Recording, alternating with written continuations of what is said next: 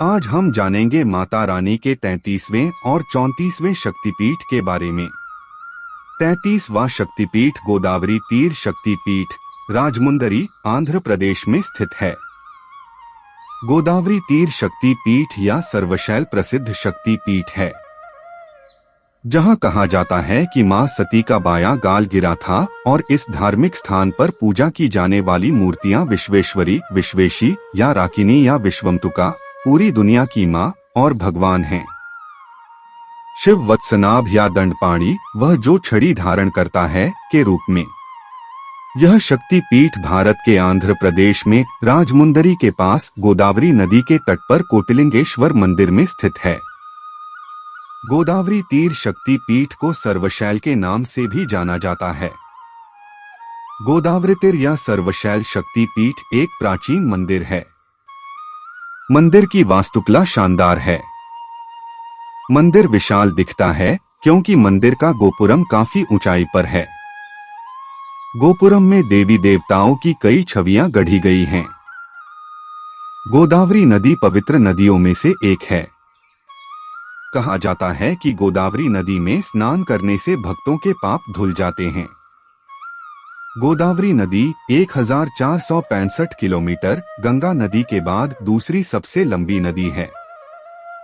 हिंदू पौराणिक कथाओं के अनुसार एक प्राचीन तीर्थ स्थल को मां विश्वेश्वरी गोदावरी शक्ति पीठ के रूप में भी जाना जाता है, जहां सती के शरीर का बायां गाल गिरा था। इस पौराणिक दिव्य स्थान की मुख्य मूर्तियां देवी को विश्वमतुका या विवेशी, ब्रह्मांड की एक दिव्य माता, और भगवान शिव को दंडपाणी या वत्सनाभ, शक्ति धारण करने वाले, के रूप में पूजा जाता है। ऋषि गौतम के बारे में एक पौराणिक संदर्भ है, जो अपनी पत्नी अहल्या के साथ त्रयंबकेश्वर में ब्रह्मगिरी पहाड़ियों पर रहते थे। ऋषि गौतम ने एक बार एक गाय को भगाने की कोशिश की, जिसने उनके अन्न भंडार में रखा सारा चावल खा लिया। जैसे ही ऋषि दुर्भा घास लेकर गाय का पीछा कर रहे थे, गाय मर गई। ऋषि ने भगवान शिव का ध्यान किया और खुद को गोहत्या से छुटकारा दिलाना चाहा। गाय को मारने का कृत्य। उन्होंने भगवान शिव से अपने आश्रम को शुद्ध करने के लिए गंगा लाने का अनुरोध किया।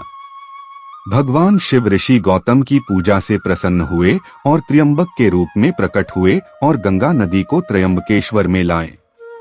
नदी को गौतमी के नाम से भी जाना जाता है, क्योंकि इसे ऋषि गौतम द्वारा लाया गया था। नदी को गोदावरी नाम मिला क्योंकि नदी को ऋषि गौतम को गोहत्या के पापों से मुक्त करने के लिए लाया गया था। श्री चैतन्य महाप्रभु और बलदेव जैसे हिंदू संस्कृति के कुछ प्रसिद्ध लोगों ने भी गोदावरी नदी में स्नान किया था।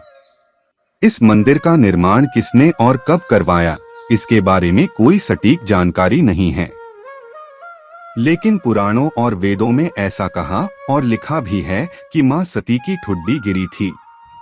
इसलिए इस स्थान को महत्व देने और मां सती की प्रार्थना करने के लिए इस गोदावरी तीर शक्ति पीठ मंदिर का निर्माण किया गया था। नवरात्रि जो साल में 2 बार आती है, एक मार्च या अप्रैल के महीने में और दूसरी हिंदू कैलेंडर के आधार पर सितंबर या अक्टूबर महीने में, यहाँ का प्रमुख त्योहार है। हर 12 साल में एक बार गोदावरी नदी के तट पर पुष्करम मेला लगता है। पूरे देश से लाखों लोग अपने पापों को धोने के लिए नदी में डुबकी लगाते हैं। इस त्योहार के दौरान मंदिर का पूरा माहौल देखने में मंत्रमुग्ध कर देने वाला होता है और पूरे देश से लोग इस शुभ अवसर का जश्न मनाने के लिए यहाँ आते हैं। नवरात्रि पूरी ऊर्जा, आस्था, समर्पण और भक्ति के साथ मनाई जाती है। एक और त्योहार जो बहुत उत्साह के साथ मनाया जाता है वह है शिवरात्रि। गोदावरी तीर शक्ति पीठ मंदिर का समय सुबह 6 बजे खुलेगा, शाम 7 बजे बंद होता है। गोदावरी तीर मंदिर की ओर परिवहन के पर्याप्त साधन हैं। यद्यपि सड़क परिवहन सबसे आम है, क्योंकि निकटतम रेलवे स्टेशन भी थोड़ा दूर हैं, लेकिन लोग रेलवे स्टेशन आते हैं और वहां से स्थानीय बसों में मंदिर की ओर जाते हैं। राजमुंदरी रेलवे स्टेशन आंध्र प्रदेश के सबसे बड़े रेलवे स्टेशनों में से एक है। इस मंदिर से सटे प्रमुख शहरों में हवाई अड्डा सेवाएं उपलब्ध हैं। राजमुंदरी हवाई अड्डा शहर से 18 किलोमीटर दूर मधुरपदी के पास स्थित है। 34वां शक्तिपीठ नंदिकेश्वरी मंदिर सैंथिया पश्चिम बंगाल में स्थित है। नंदिकेश्वरी मंदिर पहले नंदीपुर गांव में स्थित है, जो अब पश्चिम बंगाल के बीरभूम जिले कोलकाता से 220 किलोमीटर के सैंथिया शहर का एक हिस्सा है। सैंथिया शहर मयूराक्षी नदी के तट पर स्थित है। हिंदू धर्म ग्रंथों के अनुसार यहाँ सती के गले का फीता गिरा था। यहाँ देवी शक्ति को नंदिनी के रूप में और भगवान भैरव को नंदिकेश्वर के रूप में पूजा जाता है।